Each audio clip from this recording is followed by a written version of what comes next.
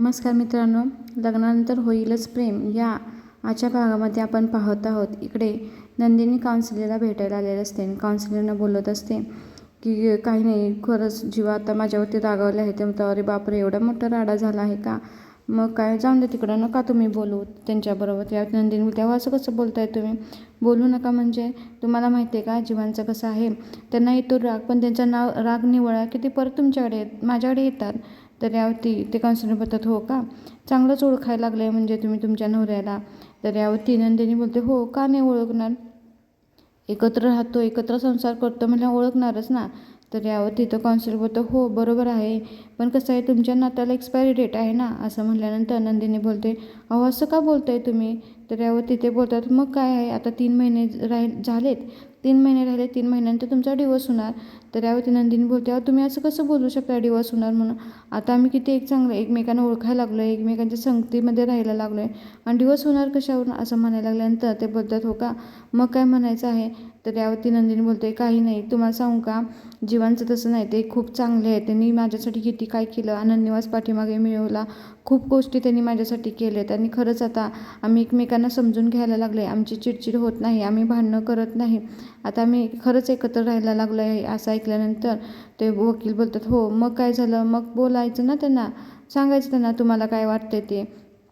तर यावरती ती सगळं बोलता बोलता म्हणते की अहो खरंच मी जीवांच्या प्रेमात पडले आहे. आता ते ऐकल्यानंतर मग ते काउन्सिलर बोलतात, हो का, मग हेच पाहिजे होतं ना तुम्हाला, मला हेच तुम्हाला सांगायचं होतं, जे तुमच्या मनामध्ये आहे तेच तुम्ही सांगा ना त्यांना, तुम्ही जाऊन त्यांना सांगितलं पाहिजे. तर यावरती ती बोलते, हो मी, तर म्हणतात, हो का, असं का नाही होऊ शकत, तुम्ही सांगा. असं फिल्म इंडस्ट्रीमध्ये घालून दिले की मुलींना प्रपोज केलं पाहिजे, मुलांनी गुडघ्यावरती बसलं पाहिजे वगैरे, तसं काही नसतं ना. मुलांनाही आवडतात ह्या सगळ्या गोष्टी, असं ते म्हणत असतात. त्यानंतर आपण इकडे पाहतो काय की ही ना काव्या नुसते अशी ना एकदम एकटक लावून बसलेली असते आणि भाजी चिरत असते, आणि भाजी काय चिरते तिचं त्यामध्ये काही लक्ष नसतं. तेवढ्यातच तिथं येतात पार्थ, आणि पार्थ तिला पाहतात आणि बोलतात, अरे बापरे काव्या, काय चाललं तुमचं, म्हणजे आज मटारच्या सालांची भाजी आहे वाटतं. त्यावरती काव्या म्हणते, बापरे आज माझं लक्षच नाही वाटतं. तर यावरती पार्थ म्हणतात, मला चालेल बघा, तुम्ही मटारची करा, मटारची सालीची करा, कशाची भाजी चालेल मला, पण घरातल्यानं बाकीच्या आवडायला पाहिजे ना. तर यावरती काव्या म्हणते, हो मी काय तुम्हाला दगड जरी शिजवून घातला तर तुम्ही खाणार आहे का? तर पार्थ म्हणतो, तुम्ही जर प्रेमानं मला विष जरी दिलं तरी ते मला चालेल. असं म्हणल्यानंतर काव्या मात्र पाहतच राहिली असते. त्यानंतर काव्या शांत पाहून पाहत होतं, बोला काय झालं आहे, काय तुमचा प्रॉब्लेम आहे सांगा, मी सॉल्व करतो. त्यावरती पाहत म्हणतो, कसं आहे बाकीचे तसे तुमचे जे आता पेपर सोडवत असतील IAS वगैरे, पण आताचा हा प्रॉब्लेम मी सॉल्व करू शकतो ना तुमचा, सांगा काय प्रॉब्लेम आहे ते. तर यावरती काव्या म्हणते, मला एकाच उत्तर द्याल का तुम्ही, जेव्हा आपण एखाद्याच्या प्रेमामध्ये पडतो तेव्हा नक्की काय होतं, काय फिलिंग्स असतात? तर यावरती पार्थ बोलतो, हो का, ते हवं आहे का तुम्हाला?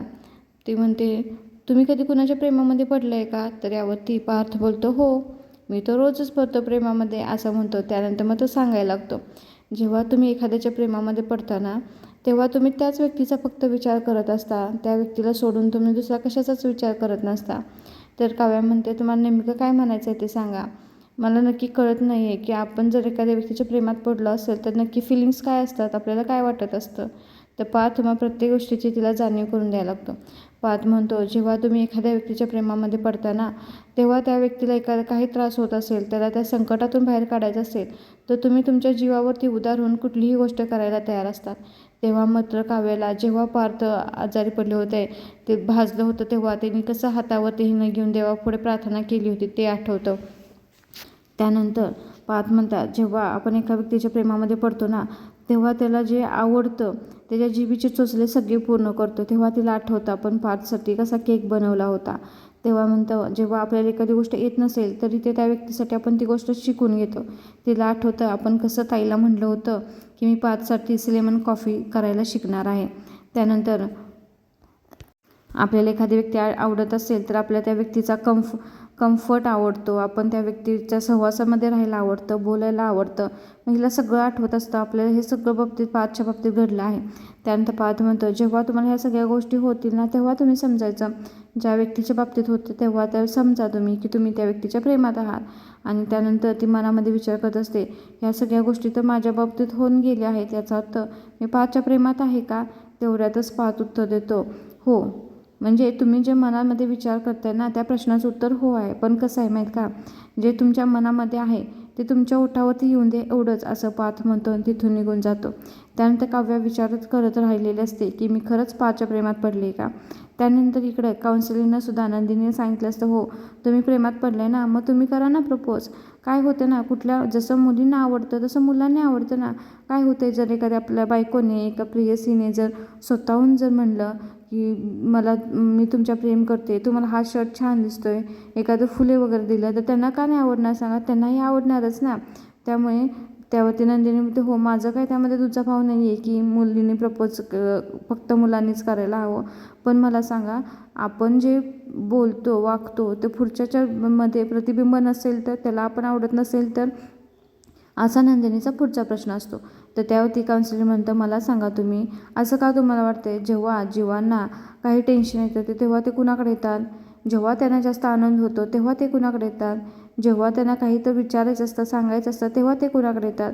या सगळ्या प्रश्नांची उत्तरं नंदिनीला आठवतात. कारण की प्रत्येक वेळी जेव्हा जीवांना खूप आनंद झालेला असतो तेव्हा ते तिला उचलून घेऊन नाचत असतात, जेव्हा त्यांना खूप टेन्शन येतं तेव्हा ते त्यांच्या मिठीमध्ये शिरून रडत असतात.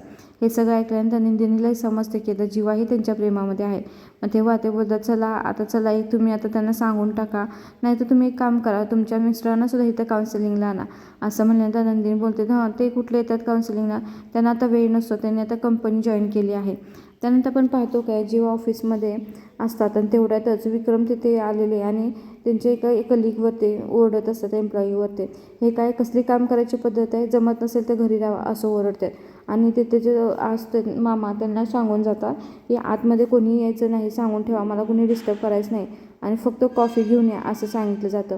त्यानंतर आपण पाहतो काय, इकडे विक्रम सर आतमध्ये ऑफिसमध्ये जरासे टेन्शनमध्ये असतात आणि ते पाहून जीवा तिथे आतमध्ये येतात आणि जीवा म्हणतो की मला तुमचा फक्त 1 मिनिट हवा आहे, त्यापेक्षा जास्त नाही. त्यानंतर सांगायला लागतो, जेव्हा तुम्ही मी आजपर्यंत खूप चुका केल्या आहे आणि त्याची प्रत्येकाची मला शिक्षा भेटत गेली आहे. तुम्ही मला प्रत्येक वेळी मारलं आहे. जेव्हा मी गणिताच्या पेपरमध्ये नापास झालो तेव्हा तुम्ही मारलं होतं. जेव्हा मित्राला लव्ह लेटर लिहून पाहिजे होतं ते मी लिहिलं होतं म्हणून तुम्ही मारलं होतं.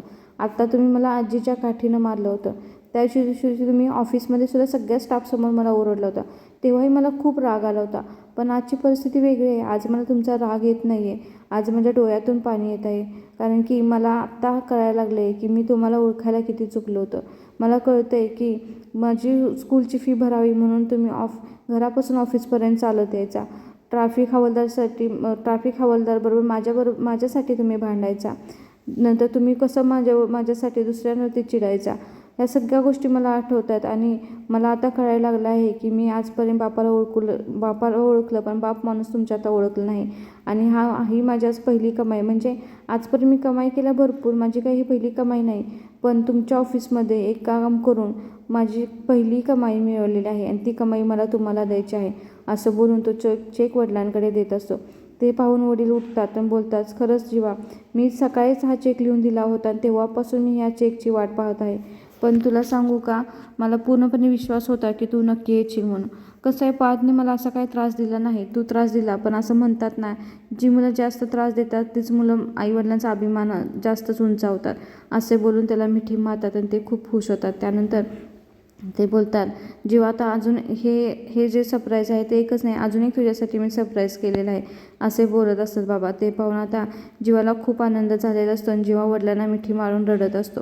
आणि खरंच त्याला आज आपले वडील म्हणजे काय हे समजायलाच वेळ लागला होता.